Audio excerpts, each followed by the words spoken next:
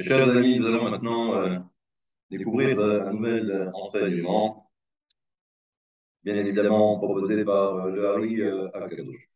La semaine dernière, nous avons parlé de cette notion qui est fondamentale dans la mystique, dans ce que nous appelons la Kabbale, à savoir le principe de Ma'in Nogvin, les eaux féminines.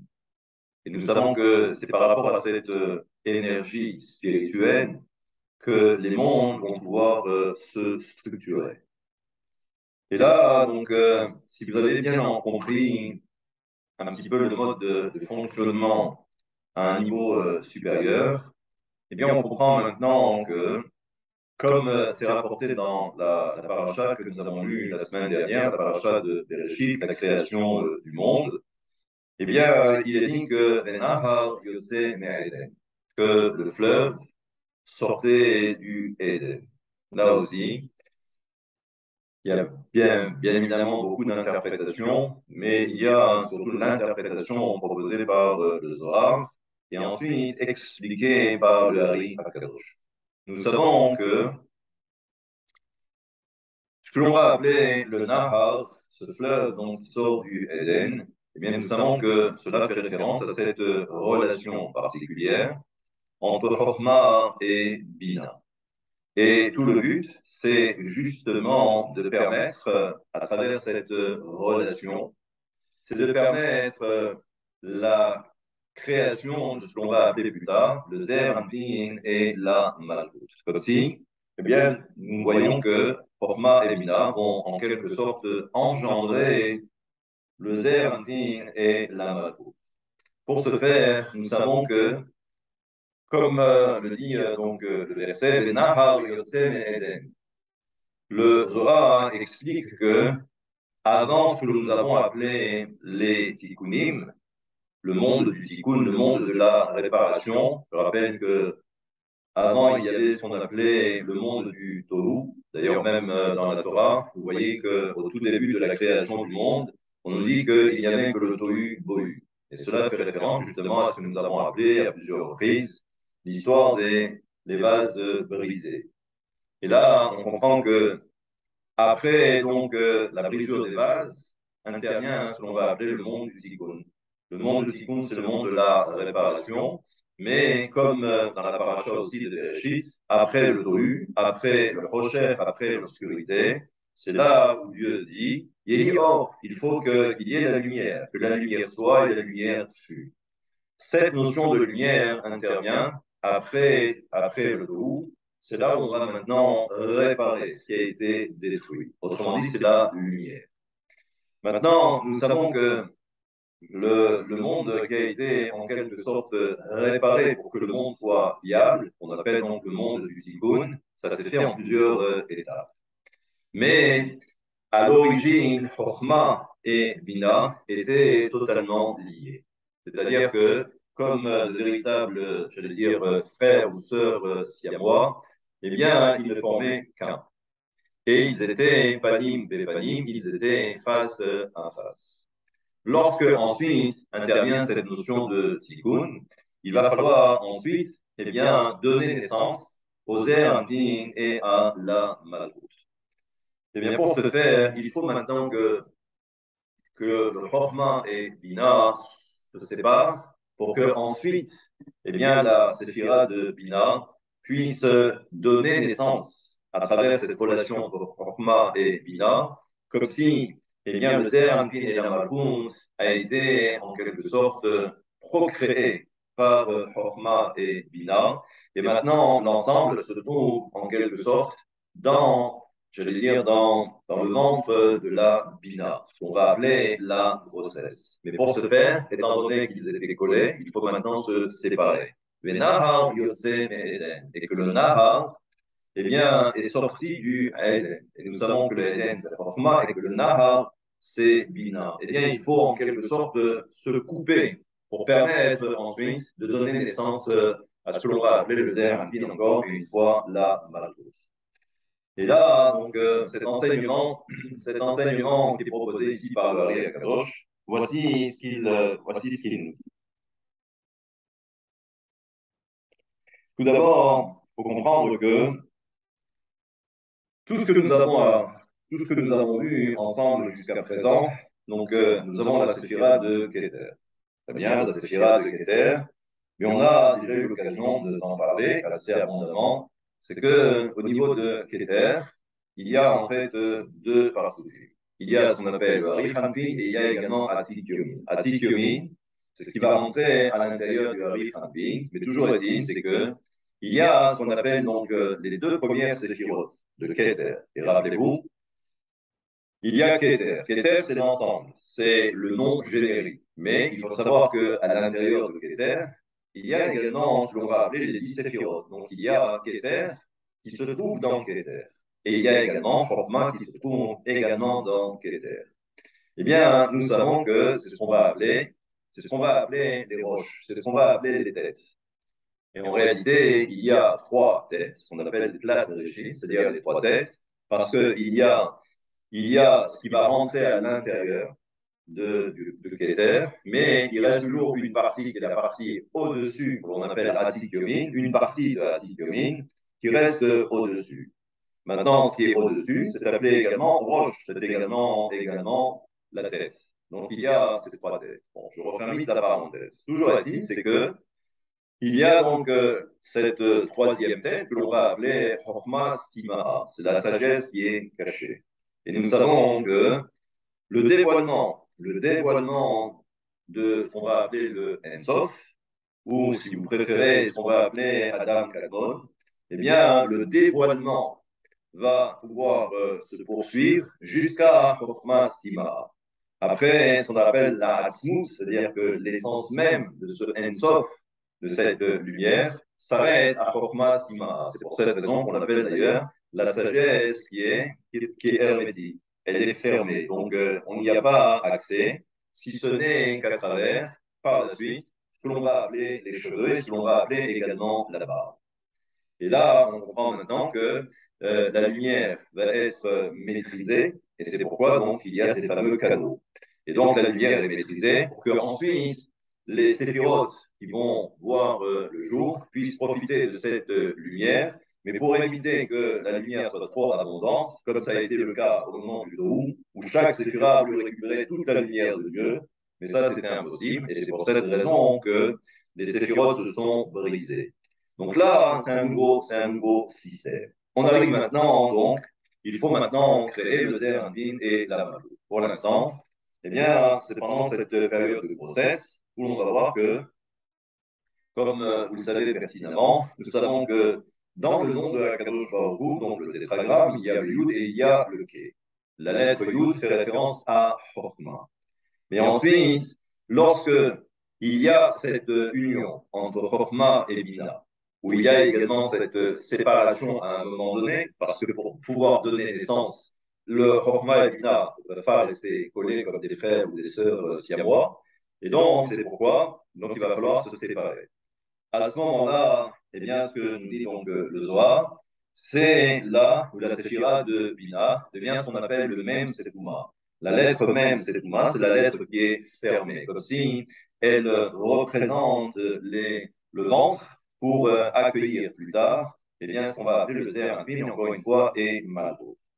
Nous savons également que pour que Chokhmah donc la séphira de Chorma et non pas Chorma Stimaa, parce que parfois il peut y avoir confusion. Chorma, c'est Stimaa, c'est en Keter, et là nous avons Chorma tout court. Et là, on comprend que c'est à ce moment-là que la lumière de la Kadosh Baruch Hu va pouvoir maintenant se dévoiler à, j'allais dire aux autres séphirotes, mais également aux autres mondes qui vont suivre. Et pour ce faire, donc, on comprend donc que il y a ensuite la lettre He du tétragramme. Le Yud, c'est bien évidemment encore une fois Chokmah. Et la lettre He, c'est Bina. Nous savons là aussi que lorsque Chokmah va devoir maintenant se dévoiler, lorsqu'il va maintenant donner quelque chose à Bina, eh bien, il faut que ça se fasse dans ce qu'on va appeler les Mala et les Mada, en haut et en bas. C'est-à-dire qu'il faut qu'il y ait un véritable dévoilement à l'horizontale et également à la verticale. Et d'ailleurs, c'est pourquoi la lettre He, c'est justement c'est le dévoilement qui se fait en haut et en bas, à l'horizontale et également à la verticale. Et ça nous donne la lettre Dalet. Maintenant, vous savez que la lettre He, qui représente Bina, il y a un Vav à l'intérieur. Mais ce Vav à l'intérieur, eh bien, n'a pas de tête. Ce n'est pas un véritable Vav. Ça représente, du moins ça ressemble, mais ce n'est pas la lettre Vav. La lettre Vav que l'on verra ensuite, parce que c'est la troisième lettre du tétragramme, mais pour l'instant, comme vous le savez, on va dire que le Zéranpin et la Malchut sont pour l'instant contenus à l'intérieur du ventre. Et nous savons qu'il y a le corps qui va se former, et là aussi est attaché à la lettre Vav ce qu'on va appeler Messialva, cette petite pointe-là, en réalité, c'est la séphira de Malchut. Et les deux sont attachés. Maintenant, on voit que la lettre Vav n'a pas de tête parce qu'il lui manque les trois premières, ce qu'on va appeler Chorma, Bina et Da'at, l'acronyme de Chabad. Et là, on comprend que ce n'est qu'après, lorsque intervient la naissance, que petit à petit, le Zer Anpin, lui aussi, va pouvoir grandir pour arriver à être à l'image de son père et de sa mère, c'est-à-dire, du moins, être composé lui aussi, eh bien, de 10 séphirotes. Mais pour l'instant, on comprend que voilà quel est tout le cheminement. Et là, nous avons donc cet enseignement aussi du Ari Akadosh, si l'on devait ensuite poursuivre et approfondir davantage. Il y a certainement dans votre étude, ou peut-être quelque chose que vous avez déjà écouté, ou ne serait-ce que pour les férus de Bar Yochai, le fameux chant que nous récitons le vendredi soir à la synagogue, où l'on parle des Lamedbet Netivot. Vous savez qu'il y a ce qu'on appelle les 32 sentiers de la Chorma, de la sagesse. D'où proviennent ces 32 sentiers de la sagesse? Et il y a également les 50 portes de la connaissance, du moins de la Bina, du discernement. Eh bien, c'est ce que l'on retrouve, et c'est ça cet enseignement, où on comprend que ça, c'est ce que l'on avait déjà entrevu. Et là, donc, ce que dit le Hari Akadosh, c'est au niveau de Chokhmah, nous savons qu'il s'agit non pas de sentier, mais véritablement de chemin. La différence entre chemin et sentier, c'est que, bien évidemment, c'est la grandeur, c'est la taille. Mais là aussi, on comprend que au niveau de Chokhmah, c'est ce qu'on va appeler Orhin, c'est-à-dire des chemins. Mais lorsque la lumière va descendre pour arriver jusqu'au Zer Anpin, eh bien, on ne parlera plus de Orhin, on parlera de Shvilin. Et là, on comprend que ce sont des petits sentiers parce que la lumière est moindre. כי עדיין נעלמים מהיותם כהורים לאב דנפיק מעתיקה קדישה. דאורייתא בחוכמה זו. Et nous savons que la Chorma, donc on va appeler également Oraita, c'est-à-dire la Torah provient justement de la séphira de Chorma.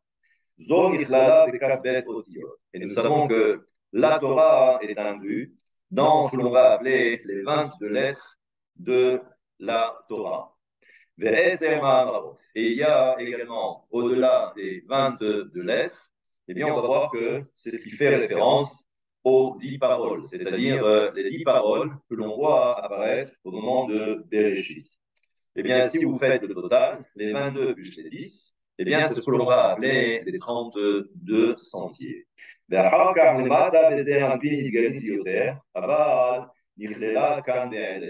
Donc ensuite, on va voir que pour l'instant, quand c'est un niveau supérieur, eh bien, pour l'instant, là, c'est caché, c'est quelque chose qui est inaccessible. Mais lorsque on va descendre, et lorsque cette Torah va descendre à un niveau inférieur, c'est là où, à ce moment-là, on va pouvoir comprendre les choses. Il y aura un dévoilement qui sera ensuite, j'allais dire, perceptible pour l'homme. והעניין כי בכלל חוכמה זוהי הבינה, דהיינו אימה, ואותיות מבינה. Et nous savons que, là aussi, nous savons que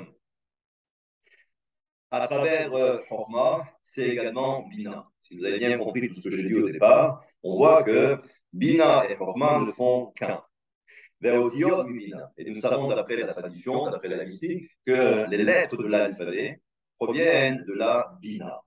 נמצאו כ"ב אותיות כלולים בבינה שבחוכמה זו. On comprend donc que cette notion de Bina est inclue dans Chokhmah. ועשרה מאמרות נתערערה בהם עימה. Et nous savons donc que s'il y a donc ces 22 lettres, mais ensuite ce sont ce qu'on va appeler les 10 mahamarot, ce sont les 10 paroles qui vont être, j'allais dire, en gestation dans le ventre de Bina. Comme si, eh bien, comme si les lettres de l'alphabet ont donné naissance à une parole. Et là, on comprend que tout est lié. Veolidam, et c'est pourquoi il est dit, Besod, Vayomer Elohim, et Dieu dit, comme si on a enfanté la parole. Chez Bina, et nous savons que Vayomer Elohim, chaque fois que la Torah dit, et voici Dieu, Dieu dit, c'est ce qu'on appelle Bina.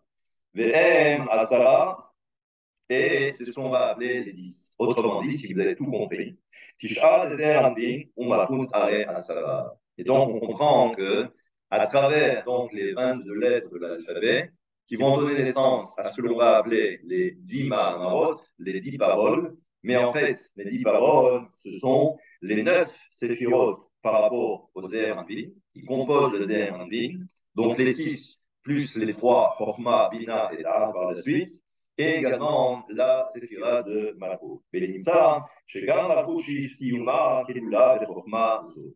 Et on comprend donc aussi que même la séphira de Malchut, et même quand je dis même, mais nous savons que la séphira de Malchut, comme le dira le Zohar, c'est la fille de la séphira de Chokhmah, du père. Et là, on comprend donc que même la séphira de Malchut est liée à la séphira de Chokhmah. Mais Zema Shama ou Be'ay Chokhmah, Shiuta Visiyuma Estaka. Et l'on comprend donc le début, ce qu'on a appelé le réchit, ce qu'on va appeler le commencement de la Chokhmah, mais Siyuma, et même à la fin, on va retrouver exactement ce qu'il y avait au départ. D'ailleurs, c'est pourquoi un des enseignements du Hari Akadosh, rapporté bien évidemment dans le Zohar, c'est que nous avons ce Yud en haut et le Yud en bas.